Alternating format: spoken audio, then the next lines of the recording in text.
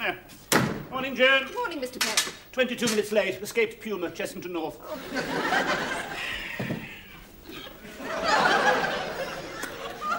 Right. I don't know whether you noticed then, Joan, but I grabbed you this and kissed you. I did notice, Mr. Perrin.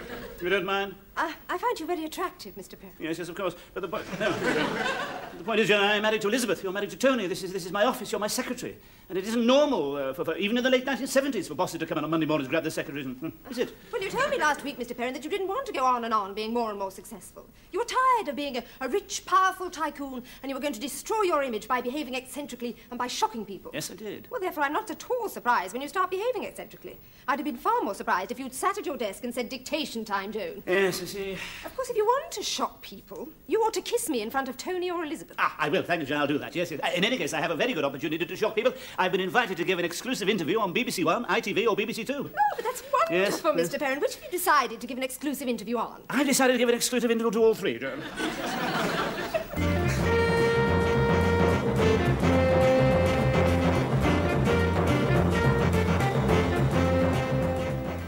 Good evening, and welcome to this edition of Pillock Talk.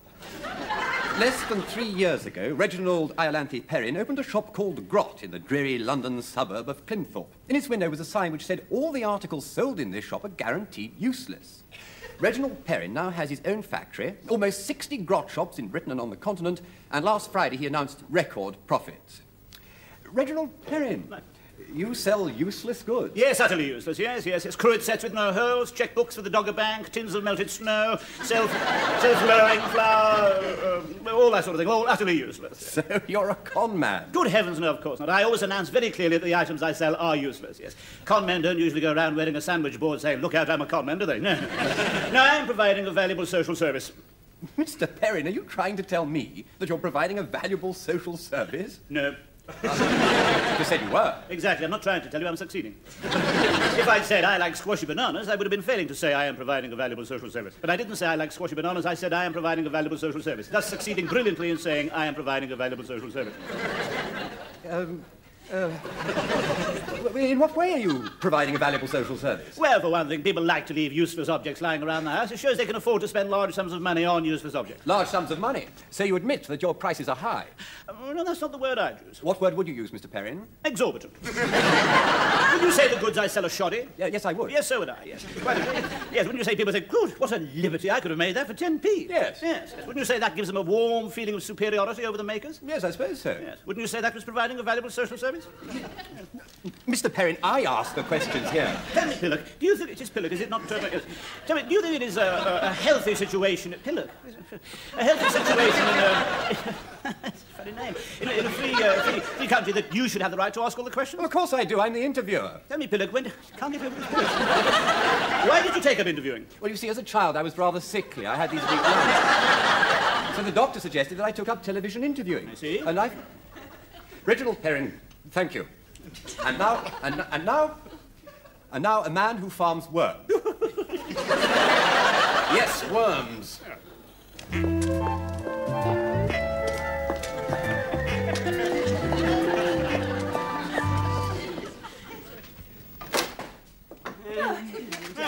Good morning, Mr. Perrin. I just wanted the details of the Amsterdam contract. Amsterdam contract in the Falmouth, Paris.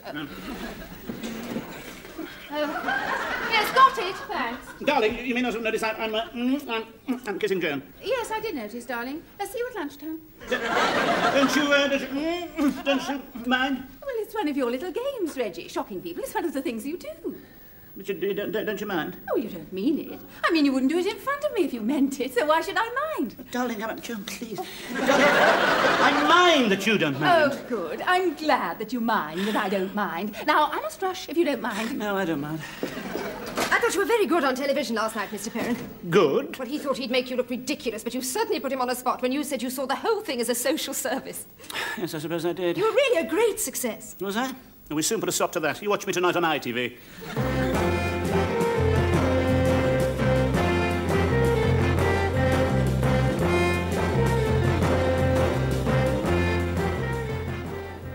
Good evening.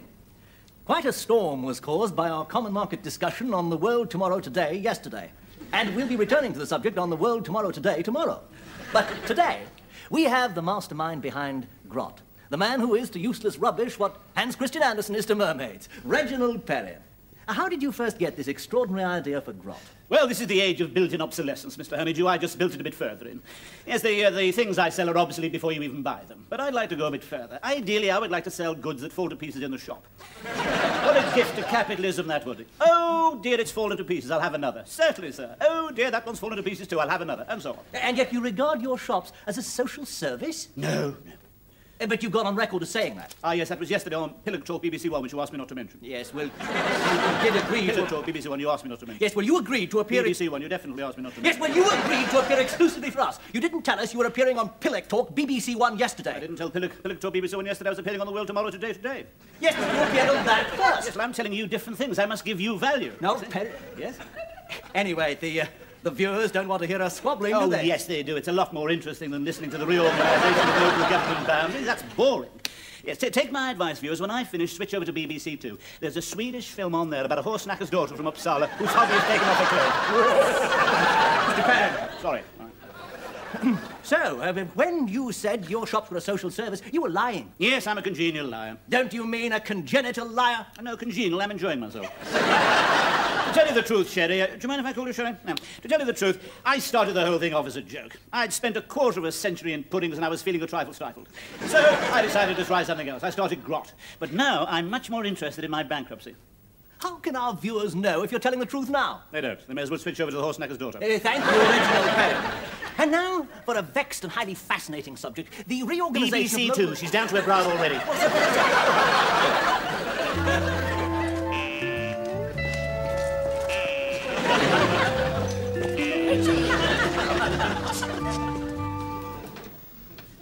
I told you, darling, he's always 22 minutes late. Yes, well, in that case, he should be arriving now.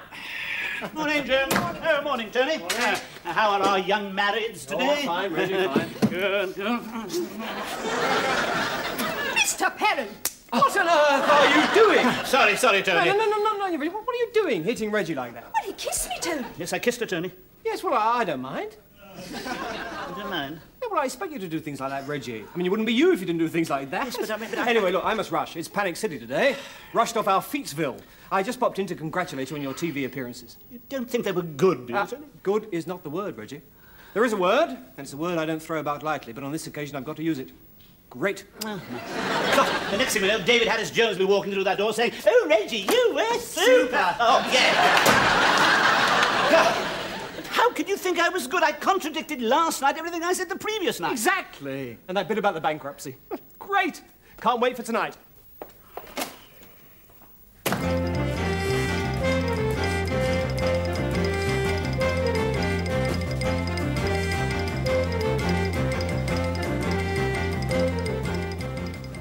Good evening.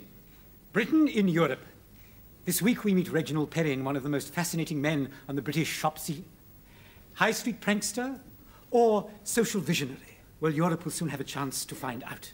Mr. Perrin, your rapid growth brainchild, the rubbish chain Grot, is really beginning to move into the Hauptstrasses and Grand Rue, isn't it? Ja and oui. But frankly, Peregrine, I am worried about the philosophical basis behind Grot. There seem to be serious contradictions inherent in the concept. And you feel that this is relevant to Europe? No.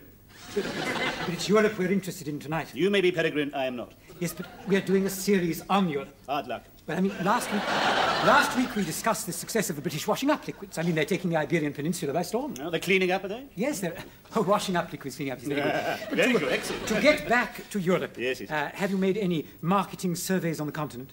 Now, I'm glad you asked me that. Well, perhaps you'd like to answer it then. No, I would prefer to talk about my cruet sets with no holes. We say the purpose of a cruet set is for condiments to emerge when it is tilted, thus. But when we tilt this cruet set, it has no holes, therefore no condiments emerge. It is therefore useless. Mr. Perrin, I am trying Very trying. to talk about Britain in Europe. Frankly, Peregrine O'Bean, to date I have found your questions rather boring, but do try again. I'll try to find them more interesting. Well, have you learnt anything from the European operations of Marks and Spencer's, Woolworths and that, their ilk? Good try, Peregrine. Still boring. It is therefore useless as a cruet set. Perhaps it is prettier than a cruet set with holes. Maybe it amuses people. What merry laughter will ring round the family dining table while short-sighted Uncle George endeavours to season his soup. It is therefore useful as a cruet set with no holes. We can now say of all other cruet sets with holes, what a ridiculous cruet set, it's full of holes. See, the salt and pepper emerge. What sort of a cruet set with no holes is that? Let's get back to Europe, Perhaps please. my quest for true uselessness is useless. Perhaps the pursuit of uselessness is the only truly useless thing. Reginald Perrin, thank you. However, have we finished?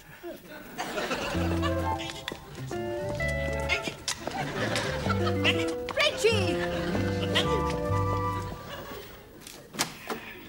Morning, Joan. Morning, Mr. Perrin. Did you see me on television last night? Yes, I saw it, Mr. Perrin. Yes, good. After that, not even David Harris Jones would have the barefaced cheek to poke his head round the door and say, "Super, Reggie." Oh. If one more person comes through that door and says I was good on television last night, I shall sack them. Come in. I just had to come round and say it, Reggie. Did you really, Doc? Yes, I did. I'm an honest man, as you know, and I believe in speaking my mind. Good, good. I welcome that. Yes. I've seen every one of your TV appearances, and quite frankly, it had to be said. Yes, Doc? Wonderful. Somebody had to take those TV men down a peg or two. Doc? Yes? Thank you. Anytime. Come in. Oh, Morning. Did you see Reggie? On television last night? Yes, I did. Wonderful. Reggie, I've got a bit of a problem, and it needs your immediate attention. My immediate attention, certainly, CJ. Joan, take a letter. To the manager of the grot shop, Redford, dear sir. I am sorry to hear you have not yet received our supplies of edible furniture. This can only be due to the non-arrival of supplies. I am, however, deeply disturbed to hear you have not yet received our new range of dentures for pets, which are proving so popular with bloody silly idiots who put little doggy dentures in glasses of water beside the kennels, and even little budgie dentures in even smaller glasses of water beside their cages. I'm sorry, CJ, only that letter was not at all urgent. Oh, Reggie. Well, I want to talk to you about the new grot shop in Hamburg. Yes, good idea, CJ. So do I. Joan, take a letter, will you? To the manager of the grot shop, Ebervale, near Hamburg, Welsh, Wales. Dear sir, it has come to my notice that you've been serving Welsh people in your shop. I wouldn't have thought I had to tell you this. I want no more Welsh people served from now on. Yours, etc., Yaki Don. Right. Have you got that, Joan? Fine idea, Reggie. What's that, CJ? Not serving Welsh people. I didn't get where I am today by serving Welsh people. Joan, tear that letter up. Certainly, Mr. Perrin. Reggie, have you now finished all your urgent letters? Yes, thank you, CJ. I am all ears. The Germans are insisting on calling the Hamburg shop Grot Fabriken Rubbish House. Yes. No, I didn't get where I am today. By calling the new shop... Grot Fabriken Rubbish House. Certainly not, CJ. What a ludicrous name for a shop. Good, we'll call it that then. Splendid. Thank you for wasting my time, CJ. Good morning. You see, Joan, it is absolutely hopeless. I can't shock anybody, not even CJ. Well, they all know you too well, Mr. Perrin. Yes, I suppose that's it. You've got to shock people you don't know. Yes, I suppose the only people I could possibly shock are perfect strangers. Yes. Yes, come in. Mr. Herbert. A perfect stranger if ever I saw one. Thank you, Joan. Come in, Mr. Herbert. Do come in. Come in. Ah, yes, of course, Mr. Herbert. Yes, yes, yes. You have applied for the job of our new northeastern sales area, haven't you? Do sit down, Mr. Herbert. Yes, yes. Come on, Herbert. Sit down. I haven't got all day. Good. Right, you've got to get rid of that dandruff. You realise that? Oh, yeah. I do have a slight dandruff problem. Yes, you're in an ongoing dandruff situation. Exactly. Yes, well, there's a chap in Switzerland cures it in a fortnight. Oh, really? Very painful, of course. Starvation and electrodes. Oh. Yes, he stands you upside down, straps you down, passes electric current through you. When the voltage reaches a certain height, your hair stands on end and all the dandruff just slides off. Oh, dear. Is it absolutely necessary? Absolutely necessary. And what about your socks? They're dreadful. Have you no taste? Well, they're a present from my aunt. Answer one thing, commas is another, socks are two things. I realise that. And you don't? What is your name? Herbert, was it? Hubert? Herbert? Hubert. Herbert. Herbert? Right. Tell me, Hubert, you don't mind me insulting you others? Well, you have a reputation for being a bit unusual. I think a genius has a right to be. No, of course, I haven't got any right at all, Mr. Herbert. I do apologise. I have no right to be rude. Even if I were a genius, I have no right to be rude. That's all right. I'm sorry. No, I really am truly sorry. Oh, there's really no need. Please take the job, please. Please, you're a very, very personable, attractive, nice young man, and I'm sure you'll make a marvellous representative for the Northeast. Please, come to lunch. Would you like to come to lunch? Yes, yes. And I like your socks, and I really do like you, Mr. Herbert, I promise you. And I really do, honestly... Oh, get away. I'm a happily married man. The things one has to do to get a job nowadays. At last you've shocked someone, Mr. Perrin. Yes, not when I wanted to, and I tried to shock him, I couldn't. And when I apologised, put my arm round his shoulder, said he was good-looking, asked him to lunch, then he really was shocked. It's no good. I can't shock, I suppose, if I went around pretending I was a bit... do you think that is? No, that wouldn't shock anybody these days, would it? I suppose it might be worth having a try, is it? Do you think so? Yes, all right.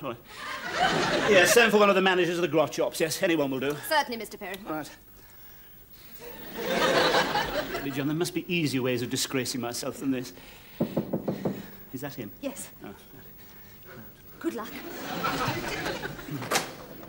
Thank you. Hello. Mr. Lisbon. Hello. Yes. Do, please sit. Thank you. Well, drink? Well, that's very kind. Gin and bitter lemons, my tipple. Oh, excellent.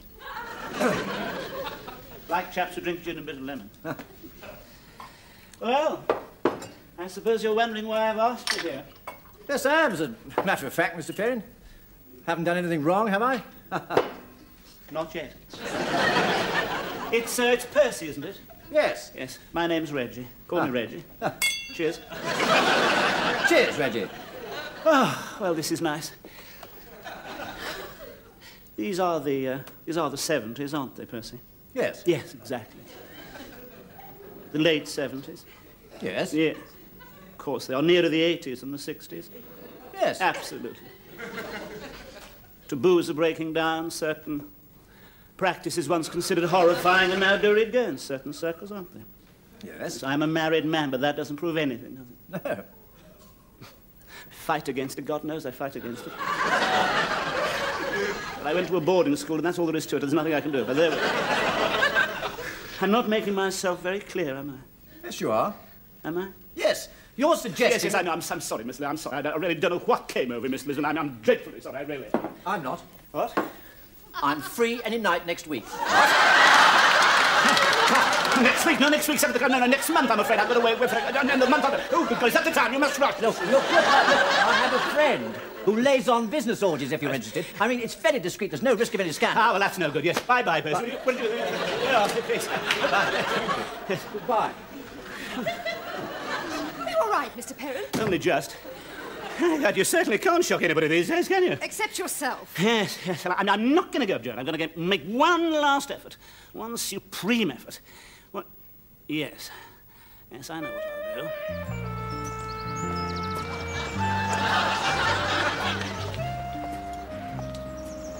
Evening, Fred. Evening, Red. Oh, hello, Tom. Oh, evening, Reggie. Like the other horse? Yes, please. Thanks very much.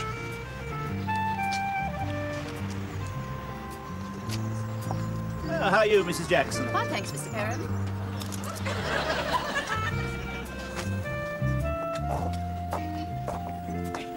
Usual, Reggie?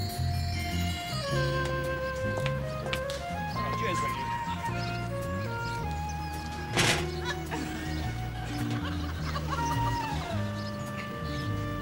Don't forget you're coming to dinner tomorrow evening, Reggie.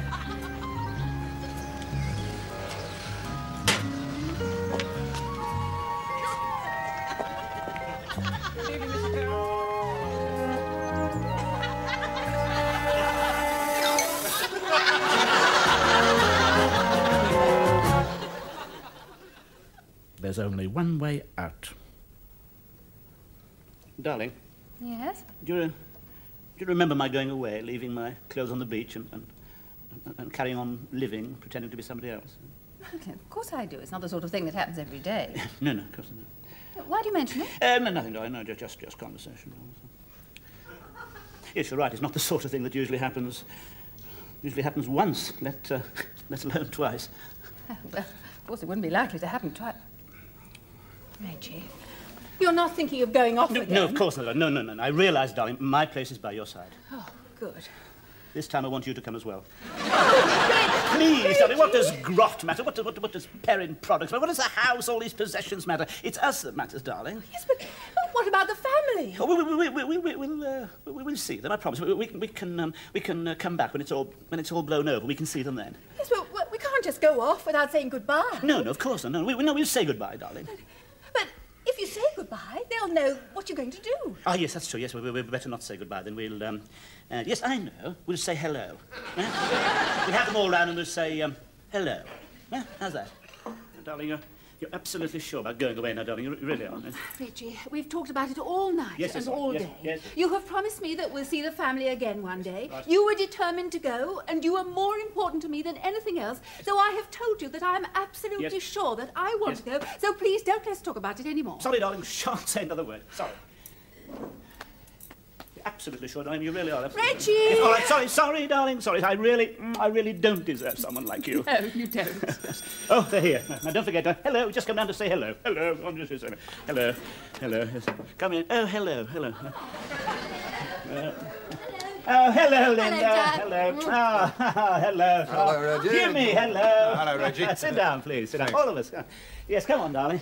Well, we asked you round here for a rather particular reason, didn't we? Didn't we, darling? Yes. We just wanted to say hello.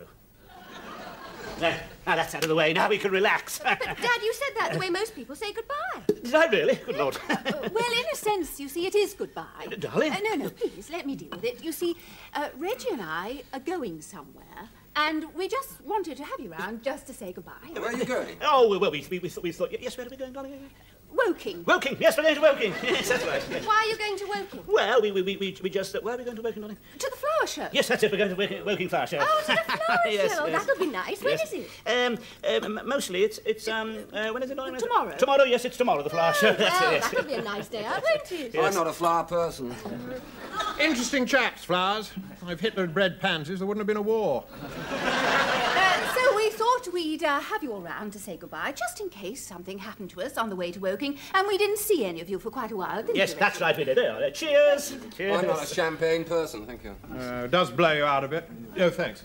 So, Linda, Tom, if, just for the sake of argument, if this was the last time we were going to see each other for quite a long time, which of course it isn't, because we're only going to Woking to the flower show for the flower, what would you like to say to us? Thank you, Reggie, for giving me a job. No. Because working for you has made me happy, and I'm a happiness person. I'm only really happy when I'm happy. And that's given Linda and me a deeper contentment, hasn't it, Lindy Squirts? Hasn't it? Oh, were you talking to me? Well, of course I am. Well, my name isn't Lindy Squirts, Tom. It's a term of endearment, Squelchy Poos. Well, it's a great pity you can't find other ways of showing your endearment. Yes. Jolly good. Thank you. Jimmy, if we weren't seeing each other for quite a long time to come, which of course we are, because we're only going to Woking for the flower show, what would you like to say to us? Well, actually, there's been a bit of a cock-up on the catering front. It wasn't that, Jimmy. No, really, I was just wondering if there were a few scraps, just a few scraps for breakfast. Yes. Well, if this was the last time we were all going to meet together, which of course it isn't, because as I say, we're only going for the afternoon to the flower show working, I would like to say thank you, everybody, for everything. Thank you, Jimmy, for what? For everything. Thank you, Linda, for being such a nice daughter. Thank you, Tom, for being married to such a nice daughter. I really mean that. I've enjoyed the times we've had together, and if I thought we weren't going to see each other again for a long time, I'd wish, which of course we aren't, because we are going to work in front. That's what I'd like to say. But as we aren't, I won't. Since we're all being so formal, Yes. let's say goodbye finally. Yes. Just in case something happens to us on the way to Woking. Yes. Goodbye. Yes. Goodbye. Goodbye. Goodbye. Goodbye. Goodbye.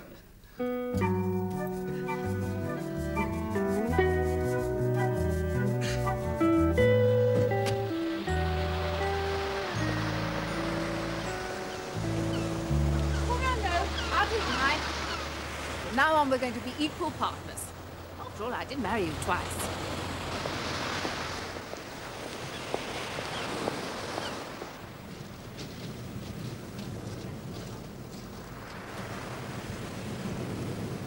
I think this was about the spot last time.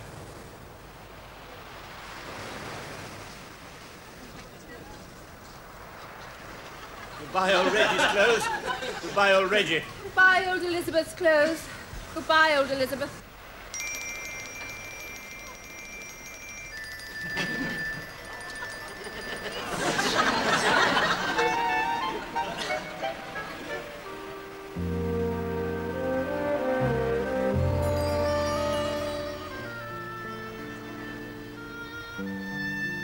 You need a name. Mr. and Mrs. Cliff. Mr. and Mrs. Sunrise? Mr. and Mrs. Oliver Cromwell. Mr. and Mrs. Nathaniel Gutbucket. Names don't matter. No, that's why they're so hard to choose. Now, if we can find a suitable name from something we can see down there, we'll be happy ever after. I'm frightened. Mr. and Mrs. Tin Can.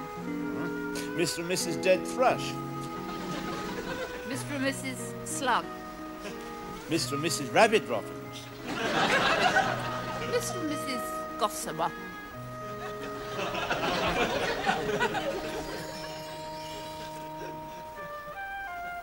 Shall we rest for a moment, Mrs. Gossamer? Why not, Mr. Gossamer? It's a good morning for starting a new life. The sun glinting on the oil slick. Coaster making too much smoke. On that ship at this very moment, ignorant of us here, a sweaty chef with a dirty vest and great clumps of red hairs under his arm, is serving greasy bacon and egg to queasy customers who... Oh, good morning. Yeah. 10p for a cup of tea, Guff? Yes, of course. Tiger, I didn't get where I am today without asking for 10p for a cup of tea, Guff.